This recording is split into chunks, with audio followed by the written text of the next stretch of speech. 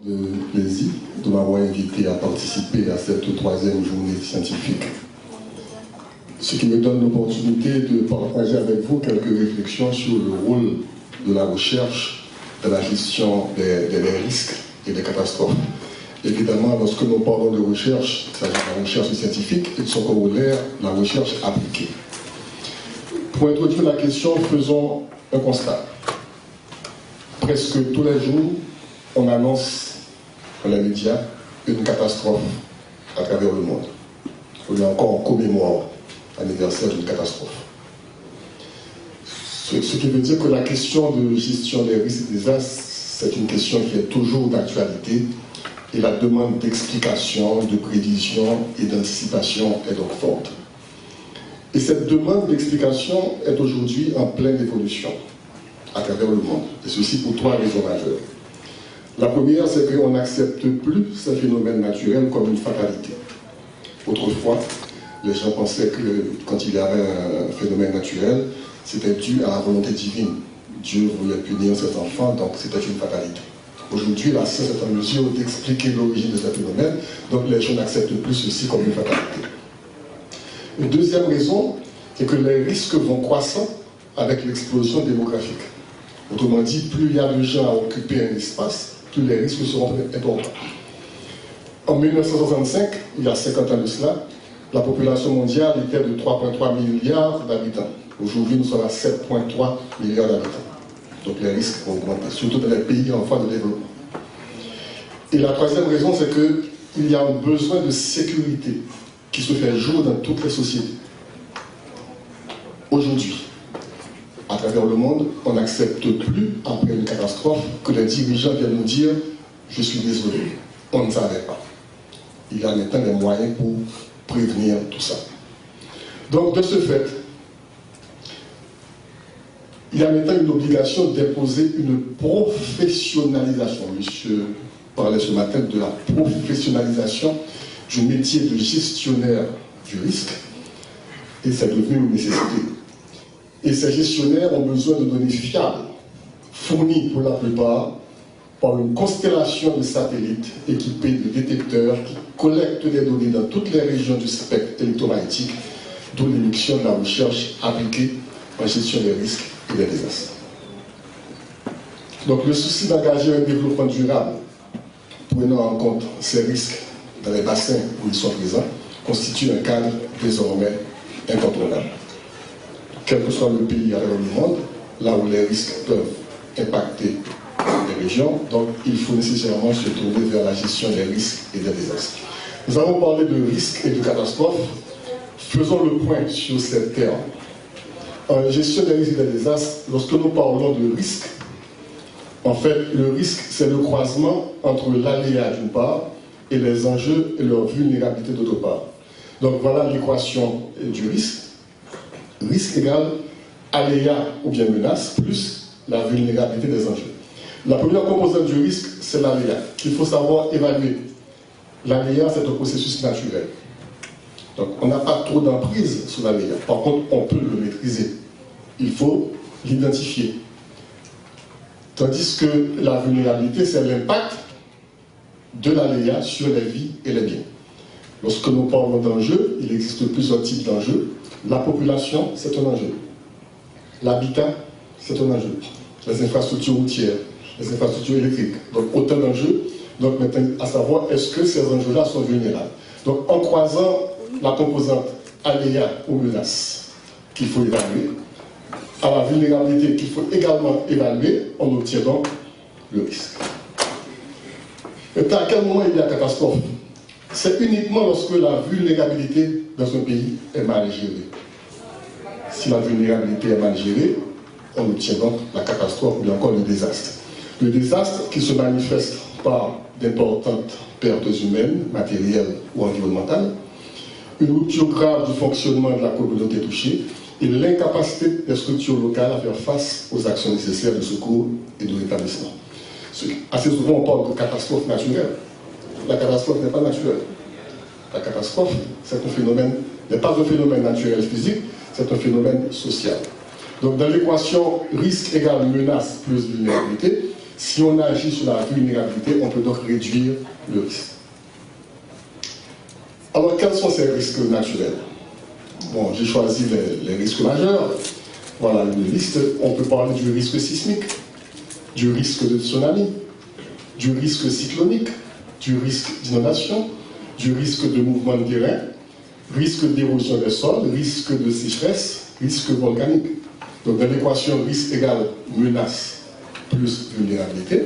Donc, on voit les différents types de risques. Et la composante menace, c'est quoi? Pour le risque sismique, c'est le séisme. C'est un alien. Le tsunami, le cyclone, l'inondation, les mouvements de terrain comprenant les chutes de blocs, les glissements de terrain, les coulées bourreuses, l'érosion de sol, la sécheresse et les volcans. Donc tout ceci constitue des menaces. Or, une menace, c'est un signe qui indique un danger. Donc il faut être très prudent lorsque vous avez un risque dans un pays. Et puisque le risque est important, il faut donc le gérer. Donc voilà pourquoi on est parvenu à définir ce qu'on appelle le cycle de gestion du risque. Donc on a la boucle de gestion du risque, qui comporte 4 étapes et 3 temps. Commençons par les 3 temps. C'est avant l'événement, pendant la période de calme, il faut se préparer. Pendant l'événement, la période de crise, et après l'événement. Donc il y a 3 temps et 4 étapes. La première étape, c'est l'étape d'atténuation ou de mitigation. Ce sont des mesures destinées à réduire les risques et éviter que les risques ne se transforment en catastrophe. Donc on peut réduire les dégâts si on prend des mesures de mitigation. Ça, c'est la première mesure. Et c'est à ce niveau-là que la recherche scientifique va vraiment intervenir. La deuxième étape de la gestion du risque, c'est la préparation. C'est plutôt la préparation opérationnelle. C'est la planification préalable à la catastrophe, notamment l'élaboration de stratégies de communication, de systèmes d'alerte rapide, etc. La troisième étape, c'est pendant l'événement, c'est la réponse. C'est la mise en œuvre de plans d'urgence, particulièrement de plans de contingence, après une catastrophe, notamment la mobilisation des services d'urgence, la coordination de la recherche et des secours, et la cartographie de l'ampleur des dégâts. Et enfin, la quatrième étape, qui est la reconstruction, qui vient après. C'est la réhabilitation d'une région, souvent à travers la reconstruction, et la réhabilitation des infrastructures avant de se concentrer à nouveau sur des mesures d'atténuation. Donc on commence après. Quelle est la relation qui existe entre 1 et 4? Mitigation et reconstruction. La relation est la suivante, c'est que la mitigation coûte beaucoup moins cher que la reconstruction. Donc on a intérêt à investir dans la prévention.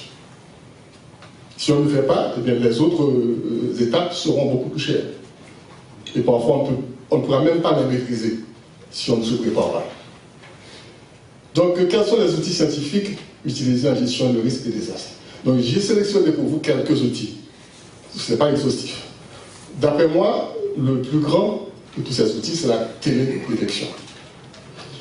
C'est quoi? C'est l'utilisation à distance de vecteurs tels que des avions, des ballons, des fusées sondes, des satellites, des bateaux, permettant l'acquisition d'informations sur l'environnement à partir d'instruments appelés capteurs tels que des appareils photographiques, des lasers, radars, sonars, sismographes et des gravimètres. Donc on voit un engin qui est en train de faire de recueillir les images du sol et ces images vont être traitées. Quels sont les domaines d'utilisation de la télédétection en gestion des risques et des désastres? Les domaines sont multiples. Donc nous avons sélectionné pour vous quelques domaines. L'élaboration de cartes topographiques à partir de paires stéréographiques, de photos aériennes, permettant de recréer une image en 3 dimensions. Les tremblements de terre sont localisés a posteriori en comparant les sismogrammes enregistrés en différents lieux. On aura l'occasion d'en parler tout à l'heure. Les modèles numériques de terrain MNT produits par interférométrie radar. Les fonds marins sont cartographiés grâce à l'usage des sonars. Des inventaires forestiers tels que le comptage d'arbres, l'évaluation de la biomasse ou de l'état de stress et de santé des arbres utilisent de plus en plus l'imagerie aérienne, voire satellitaire, dont l'infrarouge.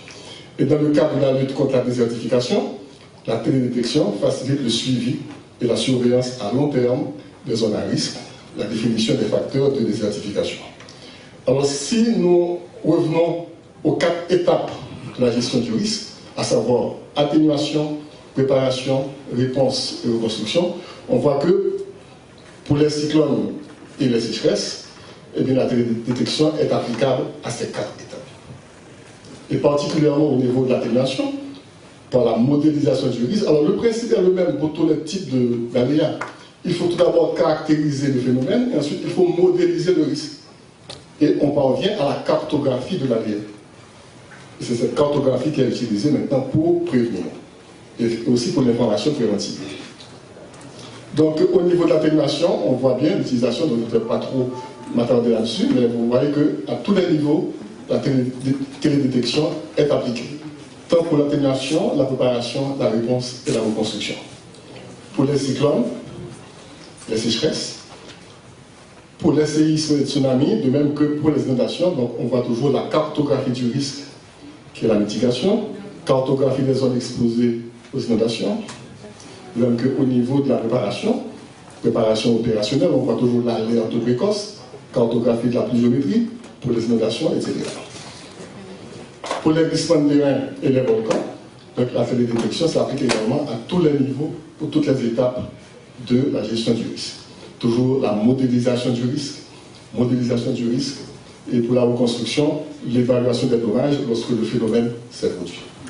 À tous les niveaux, on peut donc appliquer ces méthodes. Deuxième outil que je vais vous présenter aujourd'hui, c'est la géophysique.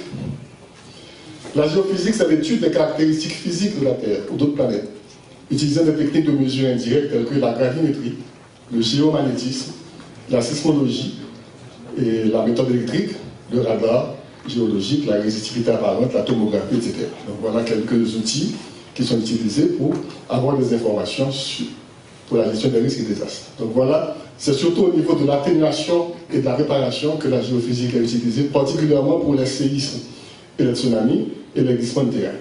Donc encore une fois, on peut cartographier le risque à partir de certaines mesures de géophysique telles que le MASW ou encore le HUV, on en parlera tout à l'heure. Pour les glissements de terrain, modélisation du risque, cartographie du risque, modèle numérique, délégation, etc. Troisième outil utilisé pour la gestion en GRD, ce sont les technologies de l'information et de la communication. M. Etienne en parlait ce matin. Aujourd'hui, on n'est plus au TIC, NDIC et autre chose. Donc ça a évolué. Donc c'est quoi? C'est l'ensemble des techniques et des équipements informatiques permettant de communiquer à distance par voie électronique, câble, téléphone, Internet, etc. Donc voilà les applications de ces nouvelles technologies à la gestion des risques, particulièrement pour les séismes, tsunamis et les cyclones. Donc au niveau d'atténuation, on pratique la surveillance sismique, la surveillance de tsunami et la surveillance cyclonique. Et pour la préparation, la phase alerte peut être gérée à partir de ces outils très, très précieux. Un exemple de station météo automatique, on place des équipements sur le terrain, donc qui peut envoyer des informations à un poste de travail d'observateur, ou bien encore à un système informatique central, et qui est reçu par les prévisionnistes et contrôleurs, qui font le déploiement et ensuite ils donnent l'information. De même que vous avez un poste de jaugeage de contrôle des crues d'une rivière, donc vous avez un dispositif quelque part, des panneaux solaires, et vous avez des jauges, et dès que l'eau monte, donc les données sont enregistrées et envoyées quelque part dans un centre de données où l'on peut maintenant donner l'alerte. L'alerte, voilà, il y a un signal qui est donné, et avec le téléphone portable, on peut maintenant envoyer les alertes par SMS à tout le monde. Donc voilà les progrès faits par la science dans la gestion des risques et des désastres. Et enfin, vous avez une technologie, l'actuelle, ce sont les drones télécommandés, donc, qui permettent de survoler les espaces où les phénomènes se produisent, là où on n'a pas accès à ces phénomènes-là, donc on envoie ces drones donc, qui captent les images. Voilà. Donc on a une idée de ce qui se passe au moment de ces phénomènes. Maintenant, où en sommes-nous en Haïti avec toutes ces données? Est-ce qu'on a commencé à appliquer ces outils scientifiques en Haïti? Voyons tout d'abord l'état de la situation. Vous voyez cette carte? Les parties vertes, ce sont les zones de plaine. la vallée de l'Antibonite, la plaine du Nord, la plaine du Cul-de-Sac, la plaine de Léogane et la plaine des Cailles. Tout le reste, ce sont des montagnes. Donc si vous regardez ce tableau, vous avez les pentes et la surface du pays. En dehors des plaines et plateaux, avec les pentes de 0 à 10% des pentes très faibles, cela représente seulement 29,5% de la surface du pays. Haïti, c'est 29 750 km². Donc seulement 29,5% de la surface du pays. Tout le reste, plateau et piémont, piémont et morne et col raide, pente abrupte supérieure à 50%, ça fait à peu près 70% du territoire national. C'est dans cet espace-là que les Haïtiens vont vivre. Donc il y a une question d'offre et de demande. La demande, elle est faite par la population, et l'offre, c'est ce que nous offre ce territoire-là. Maintenant, en termes de population, il y a 50 ans de cela, en 1965, on avait seulement 5 départements géographiques. Et la population était estimée à peu près à 4,9 millions habitants, avec une densité de 76 habitants par kilomètre carré, superficie de 27 750 km². 50 ans plus tard, le nombre de départements est passé de 5 à 10. Et la population aujourd'hui est estimée à 10 413 211 habitants, presque le double. Et une densité de 385 habitants par kilomètre carré. Or, tout à l'heure, on a dit que plus la population augmente, plus les risques augmentent.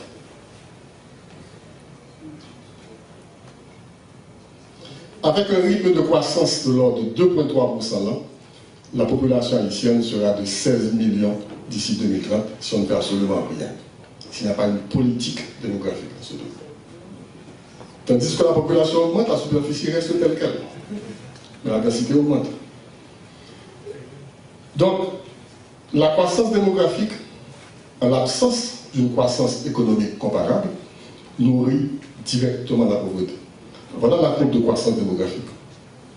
Voilà la courbe de croissance annuelle du PIB. Ça va entendre aussi, donc ça ne va pas de la même proportion. Donc cela nourrit directement la pauvreté. Et on constate que, avec cet accroissement de la population, avec cet état de pauvreté, le bois et le charbon de bois représentent actuellement 72% des sources d'énergie en Haïti. Et le niveau de déboisement est très élevé. L'érosion des terres conduisant à la désertification du territoire augmente rapidement. Donc voilà la situation environnementale, un état totalement dégradé, très fragile. Et en plus de cet état dégradé de l'environnement, la République d'Haïti est exposée à des phénomènes naturels d'ordre géologique, hydrologique et météorologique, ce qui constitue des facteurs aggravants. Donc voilà quelques images qui nous montrent que Haïti a une saison cyclonique chaque année. La saison pluvieuse va de avril à juin et la saison cyclonique de juin à novembre. Voilà. Ensuite, les séismes. Nous avons des failles majeures qui traversent Haïti. Si on a une saison cyclonique de juin à novembre, on a une saison sismique qui part du 1er janvier au 31 décembre de l'année. Donc c'est toute l'année. Nous avons aussi des possibilités d'avoir des tsunamis, parce que nous avons des failles qui passent en mer, nous avons plus de 1500 km de côte, donc on peut avoir des tsunamis à champ proche, à champ régional et à champ lointain. Nous avons des problèmes d'inondation, des problèmes de cyclone, des problèmes de mouvement de terrain, particulièrement des glissements, puisque nous avons 70% de mornes, de relief. Donc les mouvements de terrain se produisent là, vous avez des pentes. Et la menace de sécheresse qui est très en vue actuellement. Donc presque tous les phénomènes naturels précédemment montrés peuvent impacter ce pays. La plupart des villes à forte densité démographique se situent soit dans les plaines inondables, soit en bord de mer, soit sur les pentes, ou bien près des failles sismiques. Ce qui veut dire que la vulnérabilité de la population elle est très élevée. Si nous prenons par exemple la faille de la presqu'île du Sud, qui traverse toute la presqu'île du Sud, il y a 5 départements géographiques qui sont concernés par cette faille. 5 départements, ça représente à peu près 60% de la population. Et la faille du Nord, concerne trois départements géographiques, le nord-ouest, le nord, le nord-est, ce qui représente 20% de la population. Avec ces deux failles, 80% de la population sont concernés par les failles sismiques. Sur 10 millions, vous voyez ce que ça donne. Selon l'indice mondial de risque, Haïti figure parmi les 15 premiers pays ayant atteint l'un des indices de prédisposition aux catastrophes naturelles les plus élevés au monde. Donc ceci devrait nous faire réfléchir et avoir une politique pour la gestion des risques et des désastres. D'où la nécessité en Haïti d'imposer une professionnalisation du métier de gestionnaire du risque, tout en accordant l'importance qu'il faut à la recherche scientifique afin d'éviter que les risques se transforment en catastrophe. On a vu, c'est ce déploiement de ces mesures de géodésie spatiale qui nous permettent de connaître la vitesse de déplacement de la plaque Caraïbe. Vous savez qu'Haïti, Jamaïque, Porto Rico et les Petites Antilles, nous sommes sur la même petite plaque qui est la plaque caribéenne.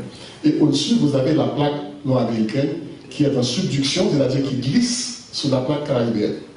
Maintenant, les mesures de géodésie spatiale, vous voyez les flèches, nous indiquent que cette plaque caribéenne se déplace dans cette direction-là à la vitesse de 2 cm par an. De même que la plaque nord-américaine qui glisse sur la plaque caraïbe, elle s'enfonce à la même vitesse de 2 cm par an. Donc ce sont ces deux plaques qui, par collision, donnent des fractures que nous appelons des failles et qui vont traverser Haïti. Ce sont ces failles-là qui sont les sources des séismes. Donc voilà une première information obtenue à partir des mesures de géodésie spatiale. Donc depuis 2003, on fait ces mesures sur Haïti. Ces mesures ont été faites également en République dominicaine. Et voilà les résultats de ces mesures. Ça nous montre que l'île est soumise à un cisaillement entre le nord et le sud, avec une vitesse de 2 cm par an. Donc on a mesuré la vitesse de déplacement sur la faille septentrionale, qui passe en mer, ici, et on a mesuré également la vitesse de déplacement de la faille de la presqu'île du Sud, qui fait 250 km tout au long de la presqu'île du Sud.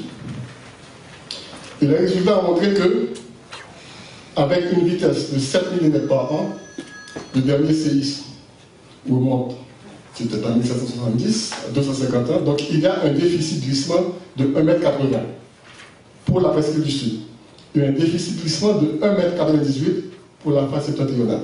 Ce qui veut dire qu'on peut s'attendre à ce que sur la faille septentrionale, on ait des séismes de magnitude 7,8 jusqu'à 8. Tandis que sur la faille de la presqu'île du Sud, c'est une faille qui peut générer des secousses sismiques de magnitude allant jusqu'à 7,2. Et ces résultats ont été donnés avant 2010, en 2007. Malheureusement, en Haïti, on fait toujours l'impasse sur la science, on n'a pas eu foi en ces données. Et effectivement, le 12 janvier, on a eu le séisme. Et avec une magnitude de 7, entre 7 et 7,2, on a cru que c'était la faille de la presqu'île du Sud qui avait donné le tremblement de terre. Et par la suite, on va voir que ce n'était pas du tout cette faille-là qui a bougé le 12 janvier. Ensuite, après le 12 janvier, il y a eu une campagne océanographique, scientifique. Ça, c'est le bateau français La Tarente, dit Frumer. Donc, il y a eu une campagne autour d'Haïti. Voilà. On a voulu avoir le tracé exact entre la pointe de Tiburon et la Jamaïque, Plantain Garden. Donc, c'est une campagne qui a pu donner le tracé exact de la faille, tant au niveau de la presqu'île du Sud que dans le Nord également. Donc, aujourd'hui, nous avons un tracé exact de ces failles. Ensuite, nous avons reçu des universités étrangères. Donc, la technique qui a été utilisée, c'est la technique des tranchées. On a fait une tranchée exactement à ce niveau-là, voilà la tranchée. Ceci pour retrouver la trace des séismes passés. C'est la paléosismologie. Donc, ce sont des tranchées qui ont été creusées pour repérer et dater d'éventuelles déformations des couches sédimentaires. Donc, par analyse, on peut remonter dans le temps et savoir quels sont les séismes survenus dans la zone, à partir de ces failles. Je dois vous dire également que le séisme du 12 janvier a provoqué le soulèvement d'une bonne partie de la zone de Léogane, et les récifs coralliens se sont soulevés Et voilà les photos de ces récifs. Voilà encore une technique qui a été utilisée après le 12 janvier. C'est l'interférométrie radar qui nous donne la zone du séisme. Et on voit bien qu'ici, il y a une certaine particularité. Parce que le 12 janvier, puisque nous avons fait des mesures de géodésie spatiale, on s'attendait à ce qu'il y ait un séisme de magnitude 7 sur la faille de la presqu'île du Sud. L'épicentre a été localisé justement à côté de Grissier, cette zone-là. Donc on a cru que c'était la faille de la presqu'île du Sud qui avait provoqué le séisme. Mais lorsqu'on a été sur les lieux, on n'a pas trouvé de traces de rupture de la faille. Parce que cette faille, c'est une faille transformante qui se déplace de manière horizontale. La rupture n'a pas été observée, mais bon, cette photo nous montre une anomalie dans la zone de Léogane. Il y a eu un soulèvement de cette partie-là de 40 cm. Donc on s'est dit, peut-être que ce n'était pas cette faille-là qui a joué. Il fallait investiguer davantage, et voilà le passage de la faille de la presqu'île du Sud, mais c'est plutôt cette partie-là qui a été affectée le 12 janvier. Et on a placé des appareils sur toute la faille, et tous les points noirs que vous voyez, ce sont des répliques qui ont été enregistrées après le séisme du 12 janvier. Donc pendant 2 ans, on a enregistré les répliques, et on a vu que ces répliques ne se situaient pas sur la faille en Kyo, mais au-delà, au niveau de la mer et sur cette faille-là. Donc on est arrivé à la conclusion que le séisme ne s'est pas produit sur cette faille, mais sur une structure que l'on ne connaissait pas avant. C'est une faille aveugle et qu'on a baptisée la faille de Léogane dans cette zone. Donc les répliques se répartissent sur une 50aine de kilomètres englobant la zone de rupture du séisme principal. Donc voilà l'épicentre du séisme ici. C'est une étude qui a été réalisée par des compatriotes haïtiens à Purdue University. Ils ont pris les résultats de ces répliques et ils nous ont montré que les zones rouges sont celles d'augmentation des contraintes.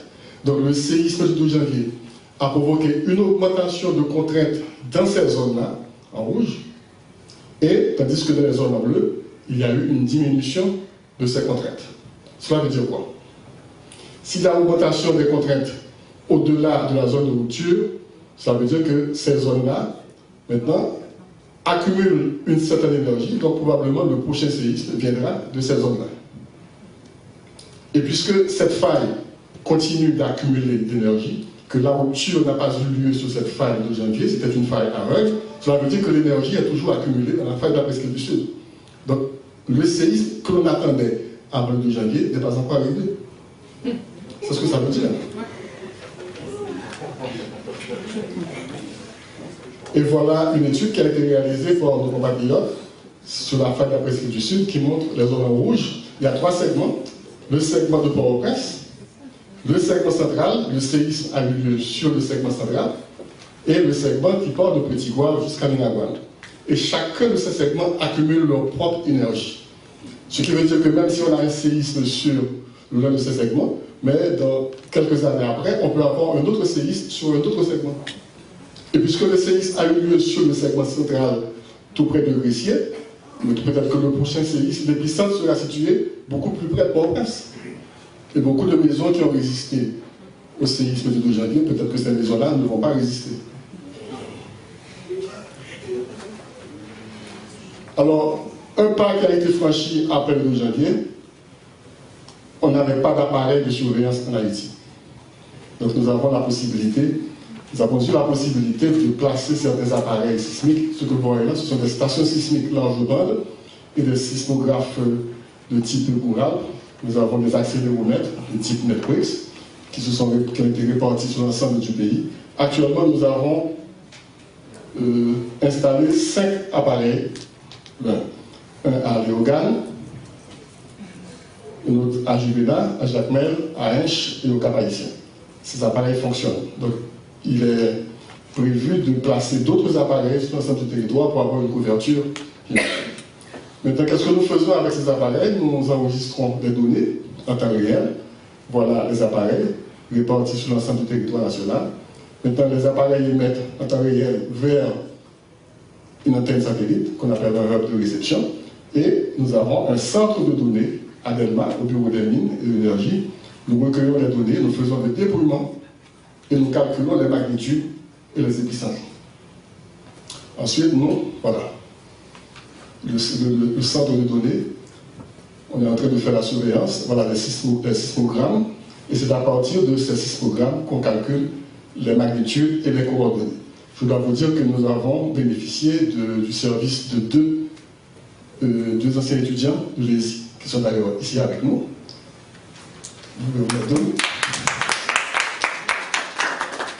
Ce sont eux qui gèrent le réseau informatique qui administre le réseau de l'unité technique de sismologie.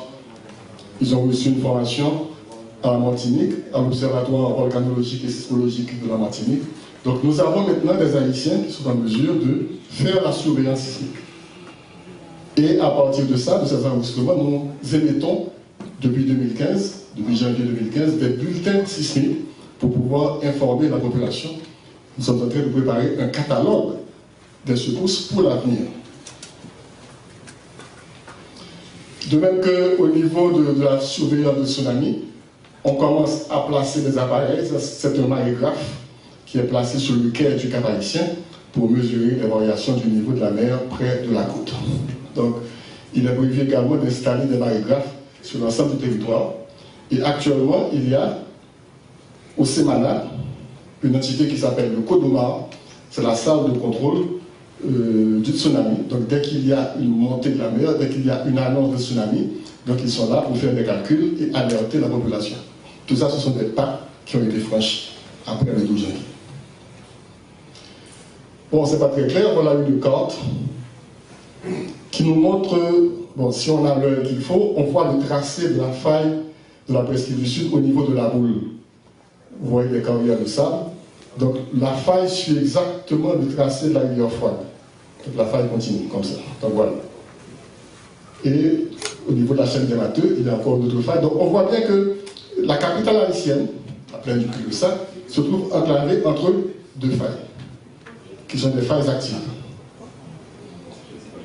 Et de plus, cette carte nous montre le degré d'exposition de certaines communes par rapport à la faille de la presqu'île du Sud. Par exemple, si vous regardez Pétionville, Pétionville est pratiquement sur la faille, de même que Kensoff. Port-au-Prince est à 2 à 3 km de la faille, Carrefour, Delma, Pétionville, l'aéroport est là. Donc dans cette zone-là, il y a près de 3 millions d'habitants à habiter, qui sont exposés directement à l'activité de cette faille. Bon, c'est pas trop clair.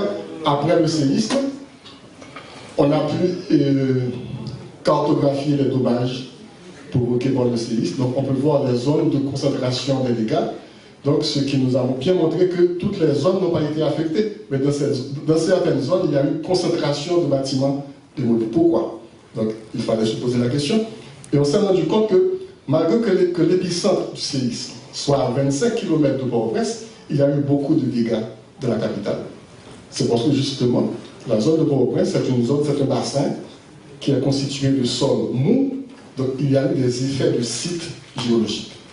Autrement dit, les zones sismiques, en parcourant les sols mous sédimentaires, ces zones ont été piégées de ce type de sol, il y a eu amplification des zones sismiques. Maintenant, après le 12 janvier, on a procédé à une étude de microzonage sismique de l'agglomération de Port-au-Prince et des grandes villes du Nord. Donc voilà une technique de géophysique qui a été utilisée, c'est le MASW. Le MASW, on crée un choc et on étudie la vitesse de propagation des zones dans le sol jusqu'à 30 mètres de profondeur. C'est ce qu'on appelle le VS30. Et voilà la technique qui est utilisée par nos compatriotes, ce sont les ingénieurs haïtiens du Laboratoire national du bâtiment et des travaux publics. Donc on fait des mesures à partir de ces appareils-là. Ensuite, ces mesures sont traitées et après, on sort une carte qui montre les différents types de sols au niveau de l'agglomération de Port-au-Prince. Donc ça, c'est Pétionville. Ça, c'est le centre-ville. Vous avez l'aéroport et Delma se trouve ici. Donc d'après le code IBC, International Building Code, qui est en vigueur en Haïti, et presque dans toutes les années, les sols sont classés en A, B, C, D, E, F. Si vous avez une vitesse supérieure à 1500 mètres par seconde, cela veut dire que vous êtes sur le rocher. C'est un très bon sol, Donc, l'onde passe rapidement, ne reste pas. La maison va être secouée, mais l'onde va passer. Tandis que si vous êtes sur un sol, la vitesse varie entre 180 et 360 mètres par seconde, vous êtes sur un sol classé E, ou bien D. D, E, F, ce sont de très mauvais sols qui ont la possibilité d'amplifier les zones sismiques. Donc, voilà les résultats pour la région de Port-au-Prince. À Pétionville, et ici, on a des classes A et B. Donc, ce sont de très bons sols, on est sur le rocher. Mais pour ce qui a trait à Delma et le centre-ville, ce sont des classes C et D. Et particulièrement le centre-ville qui est en rose, ça veut dire que c'est un très mauvais sol qui a la possibilité d'amplifier les zones sismiques. Donc, on va avoir beaucoup de dégâts dans ces zones-là. Pour le Cap haïtien, on a fait cette même étude. Donc, regardez bien. D et E. D, c'est ça, en rose. Et E. Donc, finalement, le Cap haïtien est là. Donc, 80% de la zone étudiée était classée en D et E. E, c'est un très mauvais sol. Donc, voilà, tout ceci est classé en E. Je vous fais remarquer que l'aéroport du Cap haïtien, qui a été aménagé dernièrement, est situé en classe de sol E. Ce qui montre que, en fait, ces outils devaient être disponibles avant la construction de ces infrastructures. L'aéroport a été implanté ici. Maintenant, on se rend compte que certaines infrastructures ont été mal implantées. Le port également. Le port est là, dans une zone à risque. Maintenant, il y a encore une autre méthode, beaucoup plus fine, qui permet de classer les sols. À ce moment-là, il faut croiser les données issues de la géologie, les données de la géophysique MASW. Il y a encore une autre mesure de géophysique qu'on appelle la mesure HUV, ou bien encore le bruit de fond, qui détermine la résonance propre du sol. Ensuite, les sondages géotechniques avec des analyses de laboratoire. En croisant toutes ces données-là, on arrive encore à une autre classification beaucoup plus élaborée. Et voilà, tout ceci a été fait pour l'agglomération de Port-au-Prince. Maintenant, cette zone-là a été, on a vu qu'il y a 7 classes de sol. La classe 0, c'est le rocher, qui domine la ville, Boutillier, Pétionville. Ensuite, tout le reste, vous avez 6 classes de sol. Et à côté de ça, pour chaque classe de sol, on a un spectre de réponse que l'on peut comparer avec le spectre au rocher qui est en noir. Donc dès qu'il y a une différence, ça veut dire qu'il y a un effet de cycle important. Donc tout à l'heure, on a vu que cette partie-là, en mauve, c'est la classe 2. Et voilà le spectre de réponse de la classe 2, qui veut dire qu'on ne peut pas mettre dans cette zone des bâtiments de plusieurs étages. C'est ce que ça veut dire. Tandis qu'avec d'autres spectres de réponse, ici, en rouge, la classe 6, on peut avoir des effets de cycle pour des bâtiments qui n'ont pas beaucoup d'étages. Donc voilà un instrument qui peut être utilisé pour la construction parasismique. Et ce travail a été fait pour l'agglomération de Port-au-Prince, pour Cap-Haïtien, Fort-Liberté, Ouanamet, Port-de-Paix et puis Seine-du-Nord. En fait, on devrait avoir ce travail sur l'ensemble du territoire national. Là encore, ce sont des cartes des MND, modèles numériques de terrain, qui ont été utilisés pour analyser la structure. Donc, vous avez encore le réseau hydrographique à partir des modèles numériques de terrain. On a fait des profils stratigraphiques. Tout ceci nous a permis de faire une carte géologique à l'échelle 1,25 millième pour l'agglomération de Port-au-Prince. Ce qui montre que les formations géologiques varient d'un quartier à un autre. Et cette étude nous a permis de mettre en évidence des failles, d'autres failles qui n'étaient pas encore connues. Parce qu'on savait exactement que la faille de la presqu'île du Sud, qui est en rouge, traverse toute la presqu'île du Sud, mais l'étude a mis en évidence une autre série de failles qui vont de Bourdon jusqu'au Mont Calvaire, en passant par Jalousie qui est ici. Donc tout ça, ce sont des failles qui ont été mises en évidence par cette étude de microsomatisme, d'où l'importance de la recherche. Ces méthodes sont également utilisées pour les glissements de terrain. Ça, c'est un glissement de terrain qui s'est produit à Kinskov. Donc, on a pu cartographier ce glissement, voilà le glissement à Kinskov.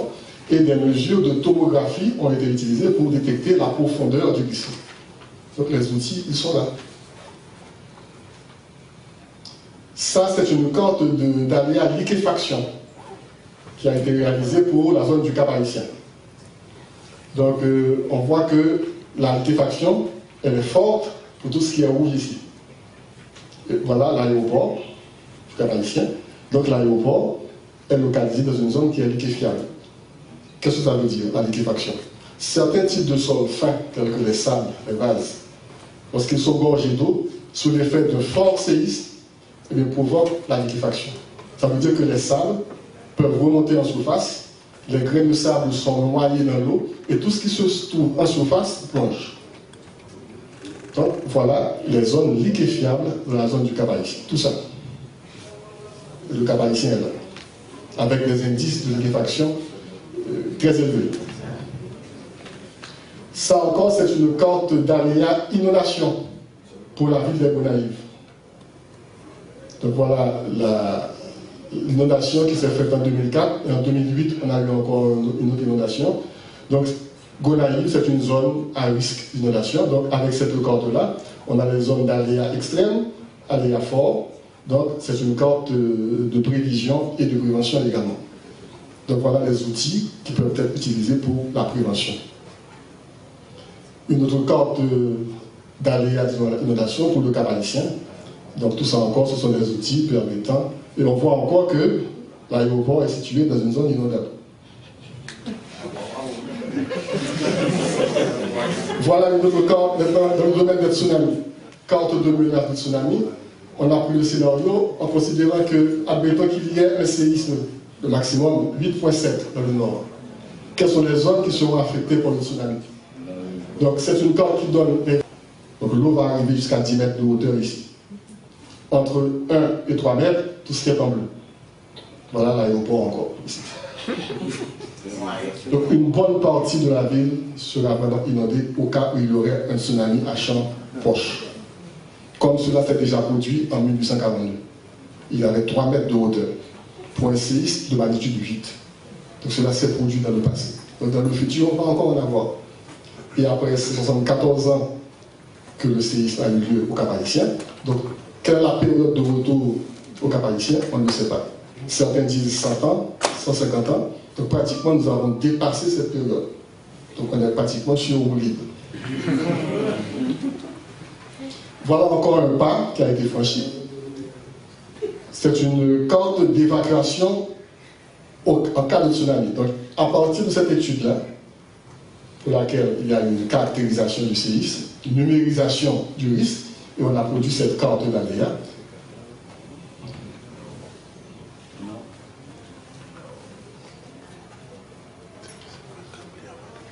Donc on a identifié des zones où les gens peuvent s'abriter en cas de tsunami. Donc il a été placé dans les routes du Cap-Haïtien des panneaux signalétiques indiquant les routes à suivre, et maintenant les gens ont été informés. Donc ils peuvent s'arrêter ici. Voilà des abris qui ont été choisis pour les gens en cas de tsunami. Ce travail a été fait au Cap-Haïtien. Il a été fait également pour la zone de Fort-Liberté. Donc voilà les abris. Donc on ne peut pas improviser en disant qu'on considère ce bâtiment comme un abri. Donc il faut quand même ce scénario. Il faut des études scientifiques pour savoir exactement où est-ce que la vague va arriver. Maintenant, on ne peut pas placer un abri en plein dans la zone qui sera couverte par le tsunami. Donc il faut une étude spéciale pour faire ça.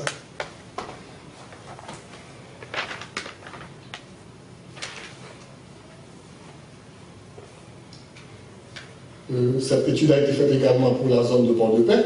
Donc on voit bien que les abris sont toujours placés en dehors des zones inondables. Donc la question, bon, si je vous la pose maintenant, est-ce que la recherche scientifique est utile pour la prévention des catastrophes naturelles? Oui, on l'avait dit, absolument. Mais quelle est la finalité de tout ça? Il ne s'agit pas de faire une carte, une belle carte, juste pour faire une carte. Quelle est la finalité de tout ça? C'est pour réduire la vulnérabilité. C'est une condition nécessaire, mais pas suffisante. Quand il y a encore d'autres étapes à franchir. Tout d'abord, ces outils doivent être maîtrisés par des professionnels haïtiens. D'où la question qui a été posée ce matin. Donc il nous faut des gestionnaires du risque, donc il nous faut des gens compétents, des hommes et des femmes qui sont en mesure d'appliquer ces outils localement. Ça fait un. Deuxièmement, ce sont des outils, une carte d'aléa, c'est quelque chose de très technique. Mais les décisions politiques, ce ne sont pas les politiciens qui les prennent. Ce ne sont pas les scientifiques qui les prennent, mais bien des politiciens. Et ces cartes d'accès ne disent absolument rien à un politicien. Donc la deuxième étape, c'est la traduction opérationnelle de ces outils techniques en documents de prévention accessibles aux décideurs, particulièrement aux collectivités territoriales, les élus, les maires, ASEC, CASEC. Ce sont eux qui vont prendre la décision. Donc il faut que les choix soient assumés par ces décideurs. Donc s'il n'y a pas une appropriation de tous ces outils, de tous ces résultats-là, pour pouvoir diminuer vraiment la vulnérabilité, c'est peine perdue. Ce sont des documents qui vont rester dans les tiroirs. Actuellement, le Cap est la ville la mieux étudiée du point de vue du risque. Mais qu'ont fait les autorités avec tous ces outils-là? Jusqu'à présent, rien. Donc, pour terminer, si on continue à faire l'impasse sur la science, ce matin, M. Etienne parlait de compétences en sismologie. C'est vrai, on n'a pas de sismologue avant le 12 janvier, mais après le 12 janvier, nous avons aujourd'hui près d'une douzaine de professionnels haïtiens qui ont été à l'extérieur, qui ont étudié dans les universités de Belgique, de France et des États-Unis, qui vont nous revenir avec des doctorats en sismologie. Mais s'il n'y a pas un cadre approprié pour les recevoir, qu'est-ce qu'ils vont faire? Après 2 mois, ils regardent la zone, il n'y a pas d'emploi, ils sortent. Donc on est en train de les former pour l'extérieur. Alors ce qu'on est en train de faire maintenant, c'est la possibilité d'installer en Haïti un master en géosciences et géorisque. Et d'utiliser ces gens-là bien formés pour la formation des autres. Donc c'est ce qu'on est en train de faire. Maintenant, si on continue de faire l'impasse sur la science, nous allons rester dans ce cercle vicieux. Lorsqu'on est pauvre, on est vulnérable. Si on est vulnérable, on est soumis au désastre. Lorsque les désastres se produisent, on devient encore plus pauvre. Plus on est pauvre, plus on est vulnérable. Finalement, on ne s'en sort pas. Et pendant que cette roue-là, elle tourne, on assiste avec impuissance à la détérioration de l'environnement et des ressources naturelles. Or, il se trouve que la simple réalité biologique veut que toute espèce qui détruit son environnement finisse par se détruire elle-même. Nous avons un taux de couverture forestière qui est moins que 2% actuellement, alors que l'équilibre écologique est rompu à partir de moins de 30% de couverture forestière. Donc, il faut briser ce cercle-là, il nous faut des gens formés à l'université, il faut restructurer l'université, il faut une autre approche de la gestion des risques et des désastres, il faut professionnaliser ce métier de gestionnaire du risque et donner l'importance qu'il faut à la science, sinon on va continuer à assister avec impuissance à la détérioration de l'environnement. Et détérioration de l'environnement veut dire perte sociale, perte économique et environnementale élevée et récurrente. Le développement est chroniquement interrompu et stagnant. Ce serait dommage pour notre très beau pays. Donc nous sommes en train de creuser notre propre tombe si nous refusons de briser ce cercle vicieux et de nous engager dans la voie de la prévention. C'est la seule issue possible. Donc, merci beaucoup pour la question.